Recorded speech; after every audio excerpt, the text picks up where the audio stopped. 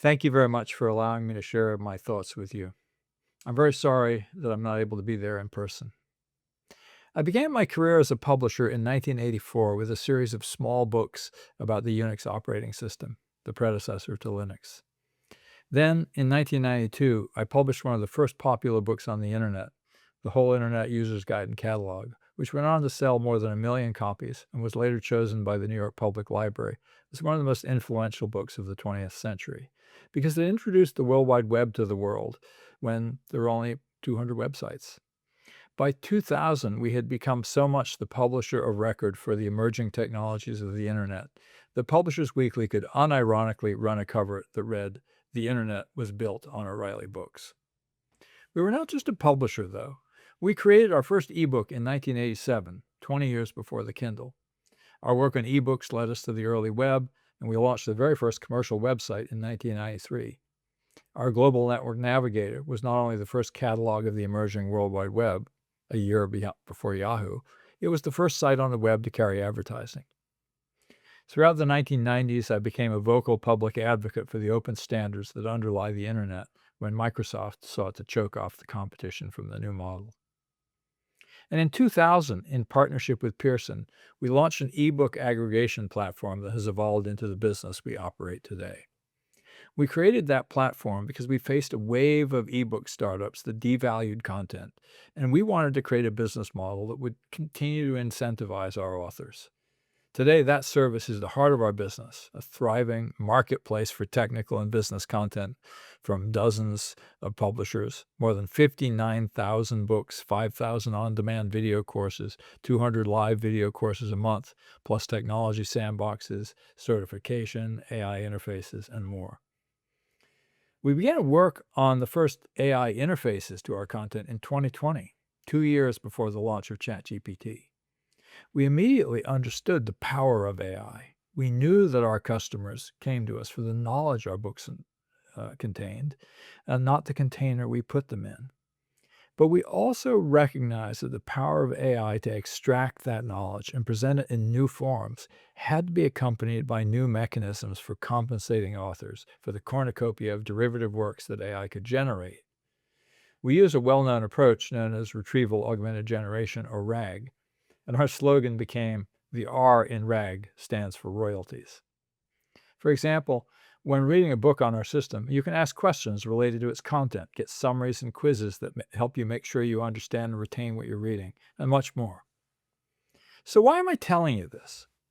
I want to set the stage for my April 2022 conversation with Sam Altman. Recognizing the importance of O'Reilly books for training AI to handle complex technical topics, Sam reached out to me to ask if he could train ChatGPT on our content. I said I was really interested, but only if he would work with us on mechanisms that would allow us to continue to compensate our authors. Sam replied that he hadn't thought about that and that he'd get back to me. He never did. Now, based on the work of Alex Reisner at The Atlantic, we're now pretty sure we know what OpenAI did instead.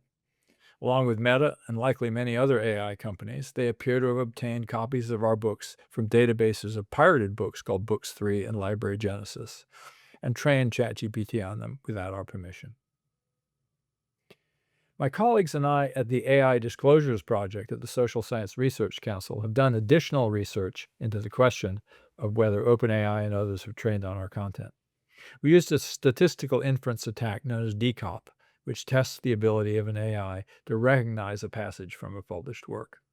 Now, O'Reilly is in a particularly interesting position to provide a data set for this work, since for marketing purposes, for decades, we've freely shared on the internet 2 chapters from every book we published, plus short passages from every other chapter.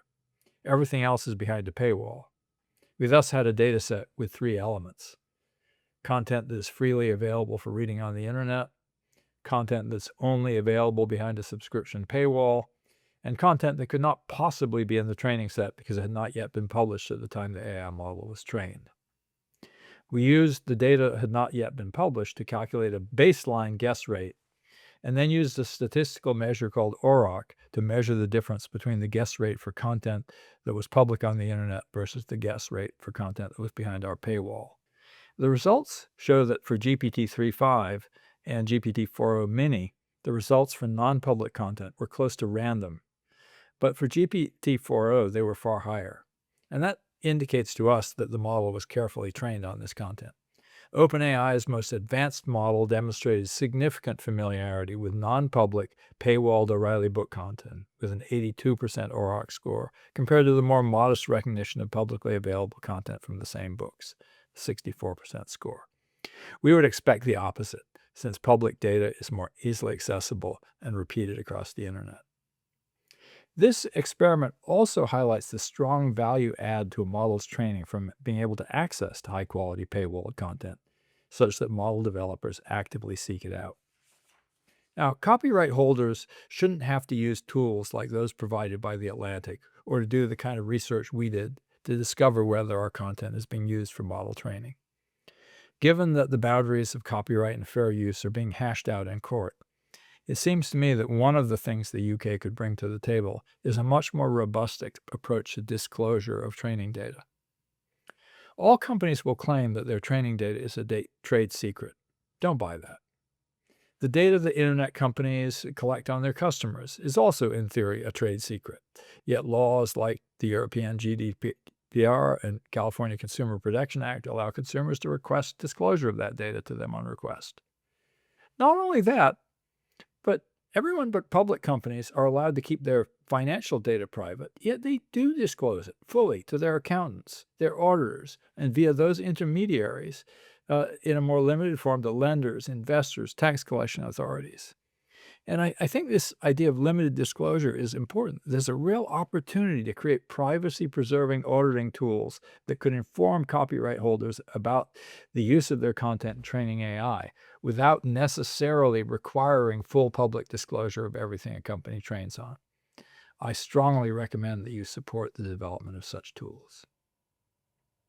Now, there's an important word that I want to bring into the conversation here, and it isn't copyright infringement or fair use. I'll let the courts talk about that.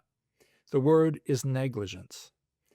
If O'Reilly, a far smaller, less well-funded company, can build systems to recognize the contribution of authors to AI-generated products, it is certainly possible for OpenAI. Not only that, there is a powerful precedent. In 2005, Google shocked the publishing world with its plan to scan every book ever published in order to create a search engine for books.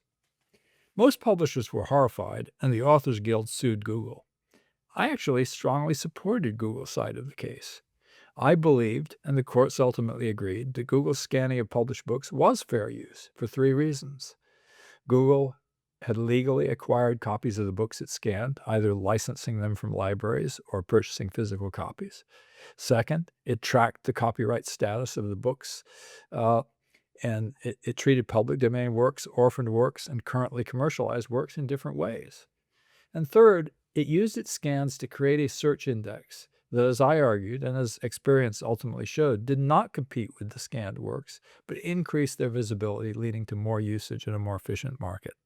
Now, people like Matthew Prince have been demonstrating that this is not true of AI. There's less and less traffic going to the open web as a result of AI summaries. But I'm going to focus just on books. And I want to focus really on the hypocrisy of OpenAI's position. DeepSeek's exfiltration of OpenAI's data illustrates that hypocrisy. Its chief lobbyist, Chris Lehane, likened OpenAI's training methods to reading a library book and learning from it, while claiming that DeepSeek's methods are more like putting a new cover on a library book and selling it as your own. We disagree.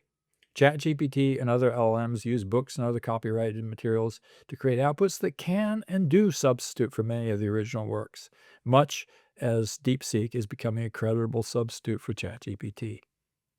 We talked to many potential customers for our service who now say they no longer need training materials for their tech workers because they can rely on AI for that. It's a significant headwind for our business. Now, we think we can overcome it, but it's definitely an issue. Now, in this regard, I'd urge you to learn from the differences in outcome of various copyright infringement lawsuits. Torts teach us about the issues that are contested, but they also teach us about disparate impacts in different market segments. It's important not to be blinded by the format in which content is packaged. AI requires us to think about copyright more deeply than that. Richard Kadri's Kill the Dead and Chip Huggins' AI Engineering are both books, but one is a novel and the other is a work of deep scholarship and a reflection of deep personal experience. So basically, when you look at this from a copyright perspective, Thomson Reuters versus Ross Intelligence may be a more relevant case for the kind of content we publish at O'Reilly than Cadre versus Meta. My point is that we can't necessarily put the new wine of AI into the old bottles of copyright law as it stands today. As another example of this conundrum, I want to talk for a moment about quotation. The ability to quote for a work for purposes of criticism and comment seems the very foundation of fair use. Yet, as I believe Lucky Gunasekera has highlighted here, quotation is one of the few protectable elements of unique authorship in the world of AI. Large language models return a synthetic result that is drawn from everything they've trained on. Quotation, though, can only be made by reference to a specific work and author. I like to say you can turn a sirloin steak into a pretty good hamburger, but once it's ground, you can't turn it back into steak. I found a vivid example of this when I was preparing for an online interview with one of my authors.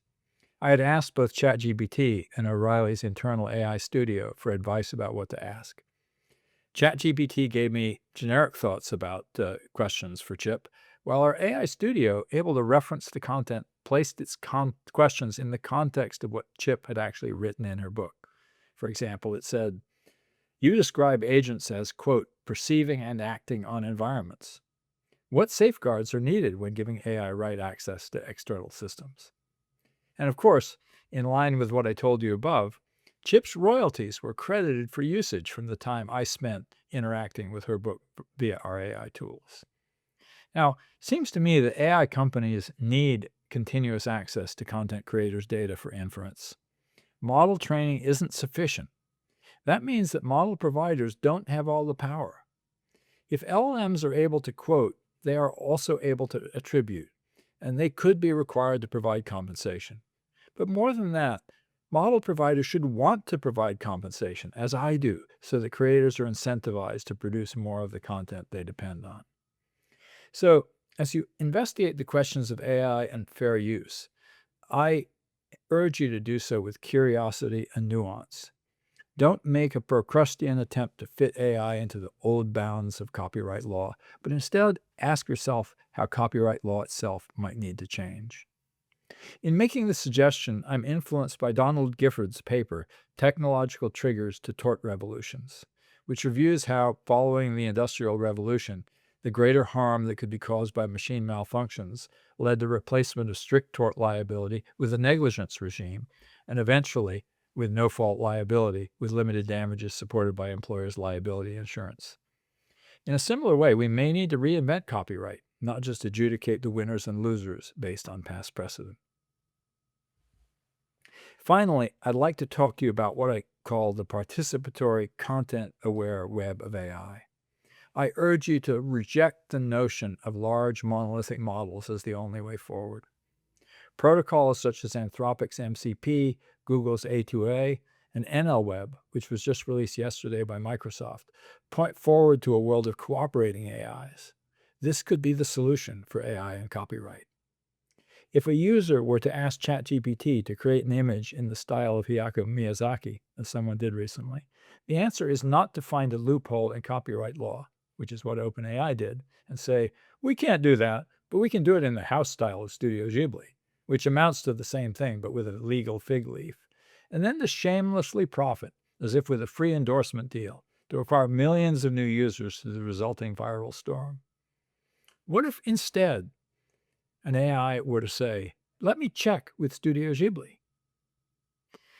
Protocols are the natural languages of networks. We need a protocol for copyright, an automated way for an AI to ask permission and for a content provider to offer it or to refuse it, and to ask for payment. In this early stage of the market, the answer from some content providers might well be no, or not yet. I spent a lot of time in the early 1990s trying to persuade companies to build a website, and a lot of them weren't ready yet. but that's how markets develop over time. And some companies have the right, and they might choose to opt out. That should be their choice.